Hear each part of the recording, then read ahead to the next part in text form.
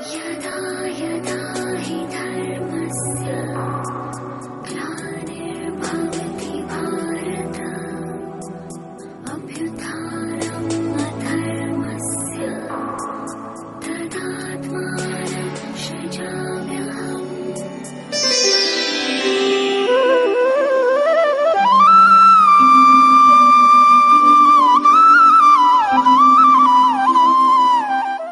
അഭിവന്ദ്യ സദസ്സിന് വന്ദനം. മുൻവർഷങ്ങളിൽ നിങ്ങൾ ഞങ്ങൾക്ക് നൽകിയ സ്നേഹത്തിനും പ്രോത്സാഹനത്തിനും ഹൃദയത്തിന്റെ ഭാഷയിൽ നന്ദി അറിയിക്കുന്നു. ഭാരത സങ്കല്പമനുസരിച്ച് ഏറ്റവും പ്രാധാന്യം നൽകുന്ന ഒന്നാണ് കുടുംബം.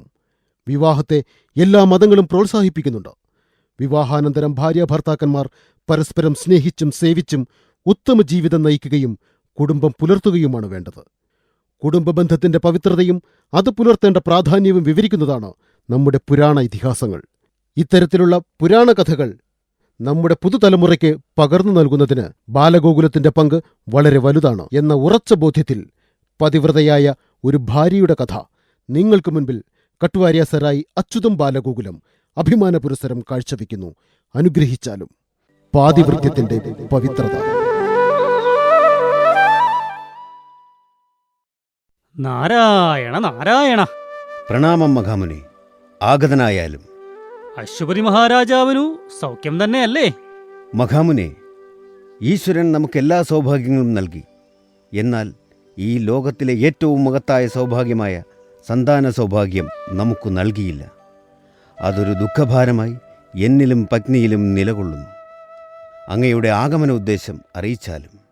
വിഷമിക്കേണ്ട മഹാരാജൻ, അങ്ങേക്ക് സന്താന സൗഭാഗ്യത്തിനുള്ള ഒരു ഉപായം നാം ഉപദേശിച്ചു നൽകാം. മാംഗല്യമലയുടെ മുകളിൽ ചെന്ന് അവിടെ കുടികൊള്ളുന്ന സന്താനഭാഗ്യത്തിൻ്റെ ദേവതയായ സാവിത്രീദേവിയെ മനസ്സിൽ ധ്യാനിച്ചുകൊണ്ട് 1001 ആവർത്തി ഗായത്രി മന്ത്രം ഉരുവിടുക. സാവിത്രീദേവി നിങ്ങളുടെ ആഗ്രഹം സഫലീകരിക്കുന്നതായിരിക്കും. അങ്ങയുടെ ഉപദേശം ഞങ്ങൾക്ക് പ്രതീക്ഷ നൽകുന്നു മഹാമുനി. ഞങ്ങൾ ഉടനെ തന്നെ മാംഗല്യമലയിലേക്ക് പുറപ്പെടുകയാണ്.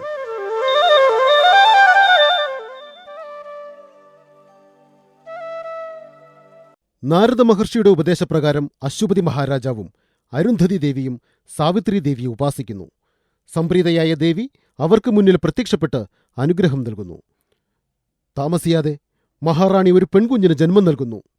രാജഗുരുവിന്റെ നിർദ്ദേശപ്രകാരം അവർ ആ കുഞ്ഞിന് സാവിത്രി എന്ന് നാമകരണം ചെയ്യുന്നു. കുട്ടിക്കാലത്ത് തന്നെ സാവിത്രി നൃത്തത്തിലും സംഗീതത്തിലും ആയോധന കലകളിലും പ്രാവീണ്യം നേടുന്നു.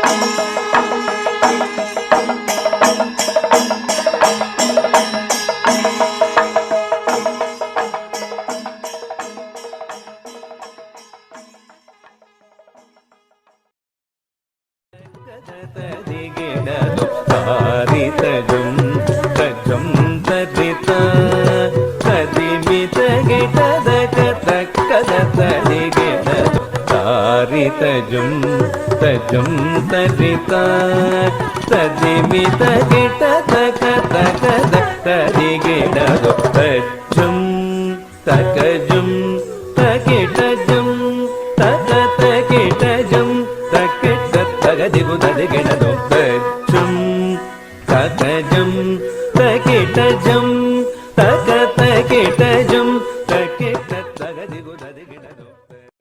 രാജഗുരുവിൽ നിന്നും മാർക്കണ്ഡേയന്റെ കഥ കേട്ട് വളർന്ന സാവിത്രി അതീവ ശിവഭക്തയായിത്തീരുന്നു. സാവിത്രി യൗവനയുക്തയാകുന്നു.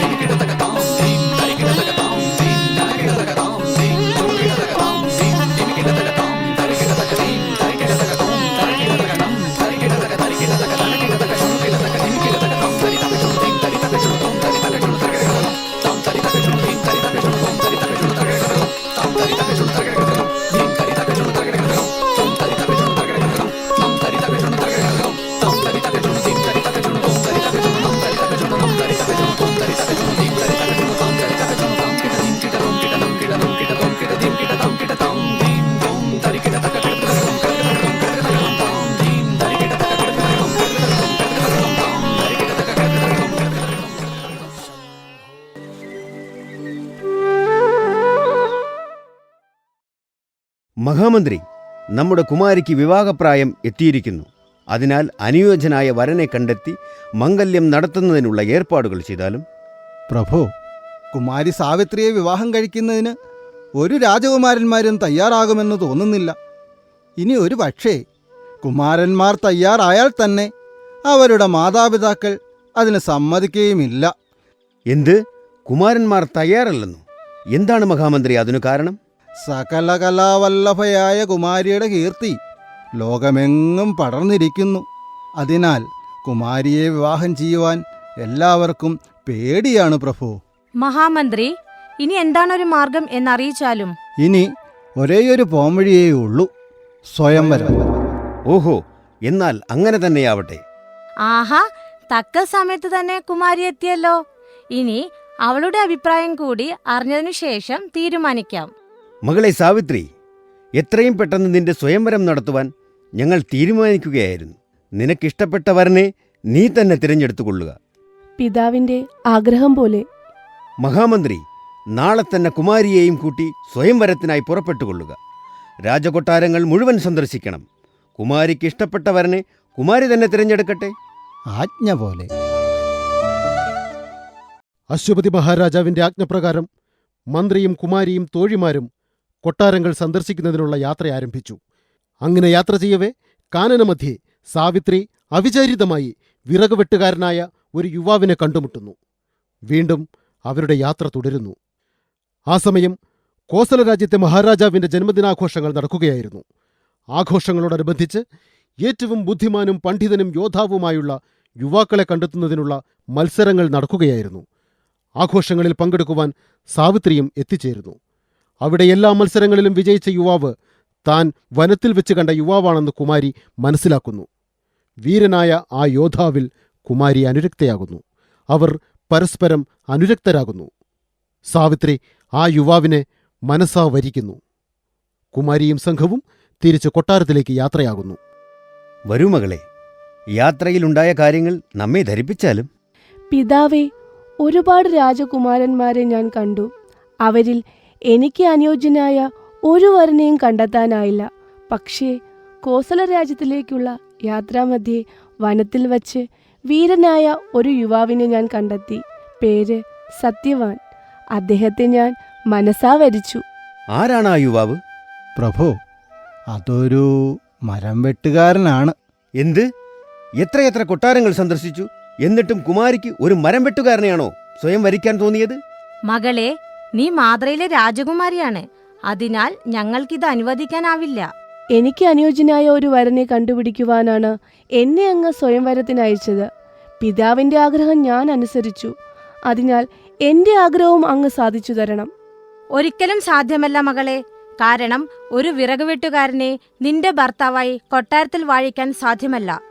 എന്നോട് ക്ഷമിക്കണം. ഇത് അങ്ങ് അനുവദിച്ചു തരികയില്ലെങ്കിൽ മേലിൽ ഞാൻ മറ്റൊരാളെ ഭർത്താവായി സ്വീകരിക്കില്ല. മകളെ, നീ ഞങ്ങളെ ധർമ്മസങ്കടത്തിലാക്കരുത്. നിന്റെ ആഗ്രഹം അതാണെങ്കിൽ ഞങ്ങൾ പോയി സത്യവാനെക്കുറിച്ചുള്ള വിവരങ്ങൾ അറിഞ്ഞ് എത്രയും വേഗം മടങ്ങിയെത്താം. അശ്വപതി മഹാരാജാവും പരിവാരങ്ങളും സത്യവാനെ അന്വേഷിച്ച് യാത്രയായി.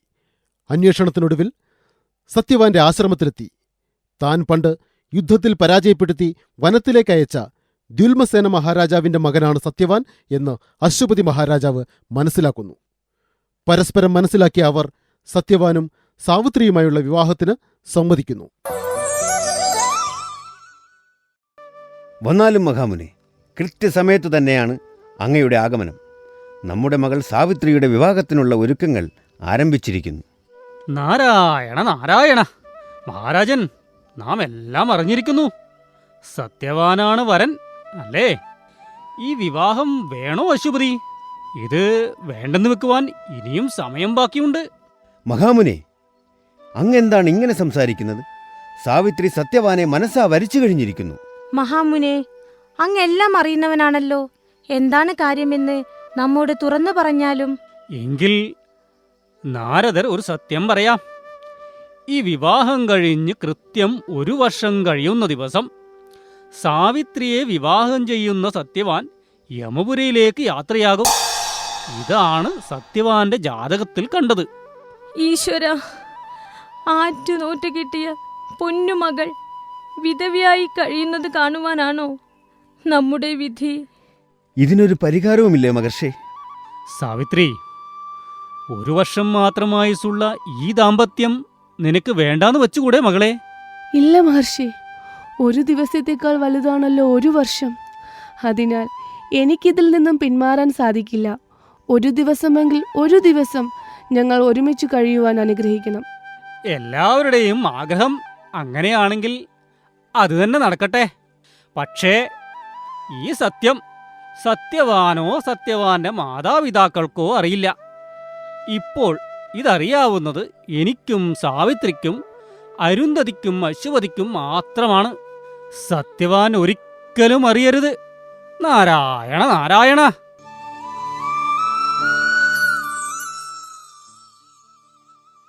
സാവിത്രിയുടെ ആഗ്രഹപ്രകാരം അശ്വപതി മഹാരാജാവ് സാവിത്രിയെ സത്യവാന് വിവാഹം കഴിച്ചു നൽകുന്നു. വിവാഹശേഷം സാവിത്രി കൊട്ടാരത്തിലെ എല്ലാവിധ സുഖസൗകര്യങ്ങളും ഉപേക്ഷിച്ച് സത്യവാനോടൊപ്പം ഭർതൃഗൃഹമായ ആശ്രമത്തിലേക്ക് യാത്രയായി. ഭവതിക്കിപ്പോൾ വിഷമം തോന്നുന്നുണ്ടോ? എന്തിനെ? കൊട്ടാരത്തിൽ മഹാറാണിയായി കഴിയേണ്ട കുമാരി ഇവിടെ ഈ കാട്ടിൽ ഈ മരം വെട്ടുകാരനോടൊപ്പം കഴിയേണ്ടി വന്നതിൽ? അങ്ങയോടൊപ്പം കഴിയുന്നതിൽ പരം മറ്റൊരു സുഖം എനിക്ക് ഈ ഭൂമിയിലില്ല. വരൂ പ്രിയേ, നേരം വളരെ വൈകി, നമുക്ക് ശയിക്കാം. അങ്ങുപോയി ശയിച്ചുകൊള്ളൂ. ഭവതി വരുന്നില്ലേ? ക്ഷമിക്കണം നാഥ, എനിക്കൊരു വ്രതമുണ്ട്. എന്ത് വ്രതം? അത് നമ്മുടെ വിവാഹം നടക്കുന്നതിനു വേണ്ടി ഞാനെടുത്ത പ്രാർത്ഥനയാണിത്. നമ്മുടെ വിവാഹ ദിവസം മുതൽ 1 വർഷത്തേക്ക് വ്രതമെടുത്തുകൊള്ളാമെന്ന്. ഓഹോ, എങ്കിൽ ഭവതിയുടെ ആഗ്രഹത്തിന് ഞാൻ തടസ്സമാകുന്നില്ല.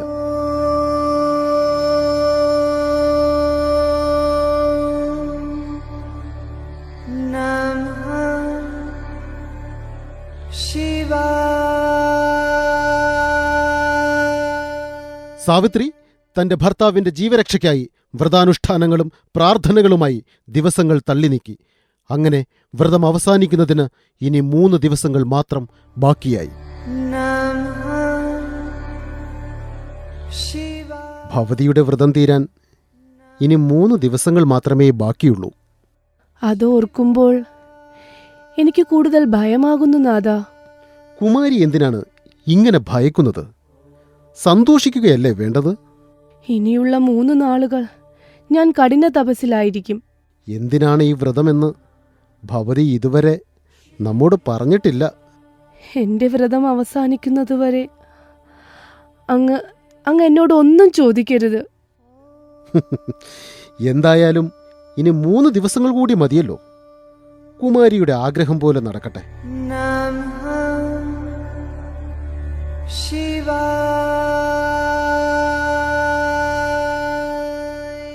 കുട്ടിക്കാലത്ത് രാജഗുരുവിൽ നിന്നും മാർക്കണ്ഡേയന്റെ കഥ കേട്ട് വളർന്ന സാവിത്രി ഭഗവാൻ പരമേശ്വരനെ പ്രീതിപ്പെടുത്തുന്നതിനു വേണ്ടി കഠിന തപസ്സിൽ ഏർപ്പെടുന്നു.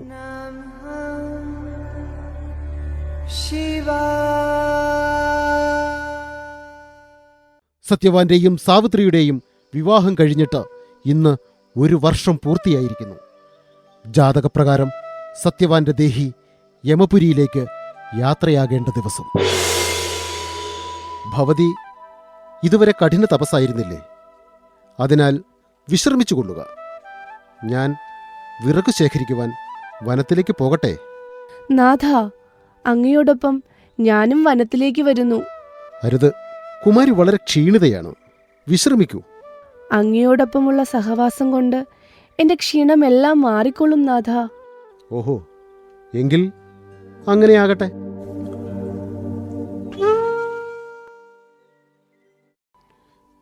ഓ, വല്ലാത്ത ക്ഷീണം തോന്നുന്നു. സാവിത്രി, വല്ലാത്ത ദാഹം. എനിക്കൊരല്പം ജലം നൽകിയാലും. അയ്യോ അയ്യോ നാഥ, അങ്ങ് വിശ്രമിക്കൂ. ഞാൻ ഇപ്പോൾ തന്നെ ജലം കൊണ്ടുവരാം. ഈശ്വര,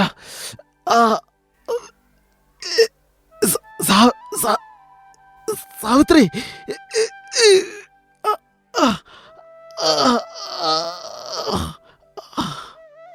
അയ്യോ അയ്യോ, പ്രാണനാഥ, കണ്ണു തുറക്കൂ, എഴുന്നേൽക്കൂ. അയ്യോ ഈശ്വര, രക്ഷിക്കണേ മഹാദേവ.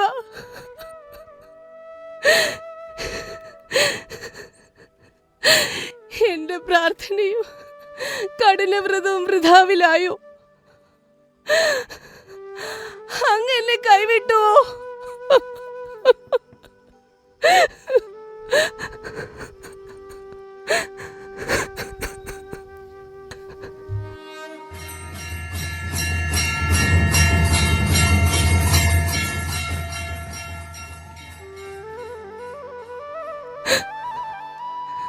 മഹാത്മാവേ, അങ്ങ് ആരാണ്? എന്റെ പതിയെ രക്ഷിക്കൂ.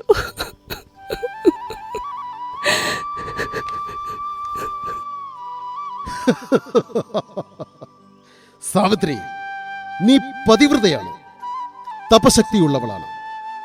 അതുകൊണ്ടാണ് നിനക്കെന്നെ കാണുവാൻ കഴിഞ്ഞത്. ഞാൻ യമധർമ്മനാണ്.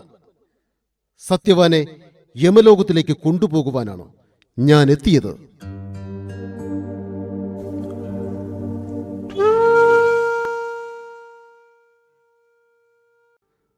സാവിത്രി, നീ നമ്മെ പിന്തുടരുകയാണോ? നീ പോയി നിന്റെ പതിയുടെ അന്ത്യകർമ്മങ്ങൾ ചെയ്യൂ. മരണം സംഭവിക്കാത്തവർക്ക് വരാവുന്നിടത്തോളം നീ വന്നു കഴിഞ്ഞു. ഇനി നീ തിരികെ പോകുക. പതിയുടെ ജീവന് കാവൽ നിൽക്കുക എന്നതാണ് ഒരു പതിവ്രതയായ പത്നിയുടെ ധർമ്മം. അതിനാൽ എൻ്റെ പതിയുടെ ജീവൻ ഉപേക്ഷിച്ചു പോകുക ഞാൻ തയ്യാറല്ല ദേവാ. സാവിത്രി, നിന്റെ ഭർതൃസ്നേഹത്തിൽ ഞാൻ സംപ്രീതനാണ്. സത്യവാന്റെ ജീവനൊഴിച്ച് വേറെ എന്തും നിനക്കെന്നോട് ചോദിക്കാം. നാം അത് സാധിച്ചു തരുന്നതാണ്. ദേവാ, എൻ്റെ പതിയുടെ അന്ധനായ പിതാവിന് കാഴ്ച ലഭിക്കുവാൻ അങ്ങ് അനുഗ്രഹിക്കണം. ശരി, അങ്ങനെ തന്നെ സംഭവിക്കട്ടെ. അദ്ദേഹത്തിന് ഇപ്പോൾ തന്നെ കാഴ്ച ലഭിക്കുന്നതായിരിക്കും.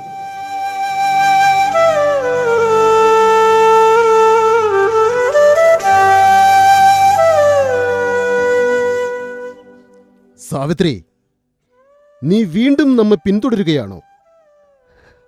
പതിയെ പിന്തുടരുക എന്നത് ഒരു പത്നിയുടെ ധർമ്മമല്ലേ? അങ്ങയുടെ സാമീപ്യം ഞാനൊരു അനുഗ്രഹമായി കാണുന്നു.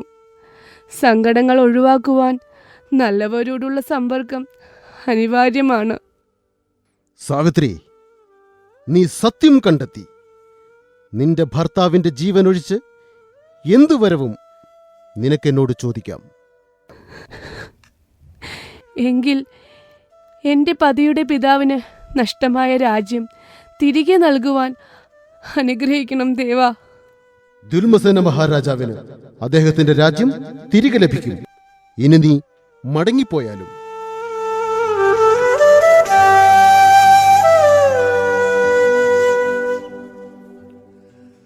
കുമാരി, ഇവിടെ വിണ്ണും മണ്ണും വേർപെടുകയാണ്. ഇനി നിനക്ക് വരുവാൻ സാധ്യമല്ല. ദേവാ, അങ്ങ് യമനല്ലേ? അതായത് ഇരട്ട പിറന്നവൻ, യമനം ചെയ്യുന്നവനല്ലേ? നിയന്ത്രിക്കുന്നവൻ, യമിക്കുന്നവനല്ലേ? അതായത് ഇണ ചേർക്കുന്നവൻ. ദാനവും നിർദ്രോഹവുമല്ലേ അങ്ങയുടെ ധർമ്മം? ഞങ്ങളെ പിരിക്കുന്നത് ധർമ്മമാണോ ദേവാ? സാവിത്രി, വെട്ടും തിരുത്തുമില്ലാത്ത മനുഷ്യന്റെ പ്രവൃത്തിയും ആയുസ്സും രേഖപ്പെടുത്തുന്ന ഗ്രന്ഥമാണ് അഗ്രസന്ധാനി. നിന്റെ പരിശുദ്ധിയിൽ നാം സന്തുഷ്ടനാണ്. നിന്റെ ഭർത്താവിന്റെ ജീവനൊഴിച്ചുള്ള ഒരു വരം കൂടി നിനക്ക് നമ്മോട് ആവശ്യപ്പെടാം. ദേവാ, മാതൃയുടെ പിന്തുടർച്ചയ്ക്കായി എൻ്റെ മാതാപിതാക്കൾക്ക് ഒരു പുത്രൻ ജനിക്കണം. നിന്റെ ആഗ്രഹം പോലെ അതും സംഭവിക്കട്ടെ. ഇനിയെങ്കിലും നീ തിരിച്ചു പോകൂ.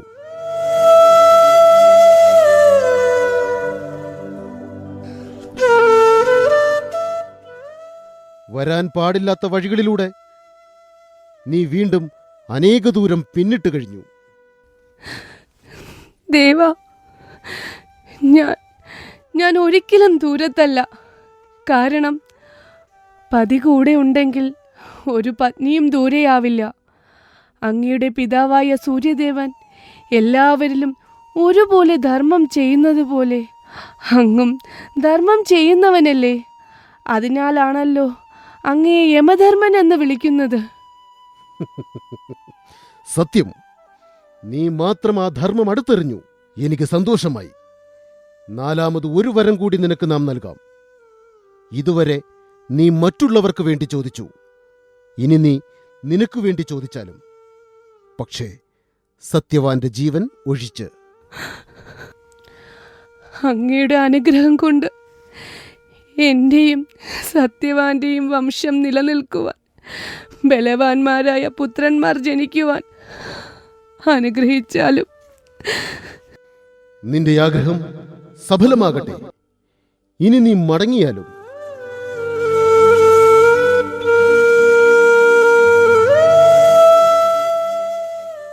ഇനിയും എന്തിനാണ് നീ പിന്തുടരുന്നത്? ഭഗവാനെ, അങ്ങയുടെ വാക്കുകൾ അസത്യമാകുകയില്ലല്ലോ. ഇല്ല. അങ്ങ് ധർമ്മത്തിൽ നിന്നും പിൻവലിക്കുകയുമില്ലല്ലോ. ഒരിക്കലുമില്ല. എങ്കിൽ എനിക്ക് ഒരു വരം കൂടി അങ്ങ് നൽകണം. ചോദിക്കൂ വത്സേ. അങ്ങയുടെ വാക്കുകൾ സത്യമായി തീരുവാൻ, എന്റെയും സത്യവാന്റെയും വംശം നിലനിൽക്കുവാൻ, സത്യവാന്റെ ജീവൻ തിരികെ നൽകണം ദേവാ. അങ്ങ് നൽകിയ വരം തിരിച്ചെടുക്കില്ല എന്ന് കേട്ടിട്ടുണ്ട്. ഞാൻ പരിശുദ്ധയും കന്യകയുമാണ്. എന്റെയും സത്യവാന്റെയും വംശം നിലനിർത്താൻ സത്യവാന്റെ ജീവൻ അങ്ങ് കൊണ്ടുപോയാൽ പതിവ്രതയായ എനിക്ക് അത് എങ്ങനെ സാധിക്കും? സാവിത്രി, നീ സമർത്ഥയാണ്. സ്ത്രീധർമ്മത്തിന് കളങ്കമേൽപ്പിക്കാത്തവളാണ്. നിന്റെ വിശുദ്ധമായ സ്ത്രീധർമ്മത്തിന് മുൻപിൽ ഈശ്വരന്മാർ പോലും നിസ്സഹായരാണ്. ഞാനിതാ സത്യവാന്റെ ജീവൻ തിരികെ നൽകുന്നു. ദീർഘസുമംഗലീഭവ.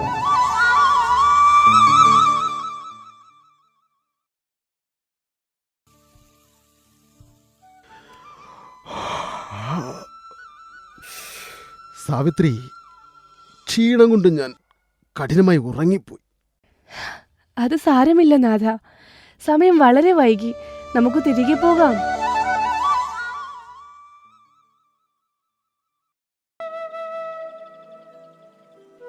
മകനെ, എന്റെ കാഴ്ചയും രാജ്യവും തിരികെ ലഭിച്ചിരിക്കുന്നു. മകളെ സാവിത്രി, അമ്മേ, അപ്പോൾ നാരദ മഹർഷി പറഞ്ഞത്? നാരായണ നാരായണ. നാരദർ പറഞ്ഞത് സംഭവിച്ചു. സത്യവാൻ മരിക്കുകയും ചെയ്തു. യമരാജാവിന്റെ കയ്യിൽ നിന്നും സത്യവാന്റെ ജീവൻ തിരിച്ചു വാങ്ങിയതും അങ്ങേക്ക് കാഴ്ച ലഭിച്ചതും രാജ്യം തിരികെ ലഭിച്ചതും എല്ലാം സാവിത്രിയുടെ ബുദ്ധിയും തപശക്തിയും പാതിവൃത്യവും പ്രാർത്ഥനയും ഒന്നുകൊണ്ട് മാത്രമാണ്. ഒരു പതിവ്രത വിചാരിച്ചാൽ നടക്കാത്തതായി ഒന്നുമില്ല എന്ന് സാവിത്രി തെളിയിച്ചു. സാവിത്രി, നീ വിജയിച്ചു. സ്ത്രീയാണ് മഹത്വം, സ്ത്രീയാണ് പ്രപഞ്ചം, സ്ത്രീയാണ് ശക്തി. മംഗളം ഭവന്തു.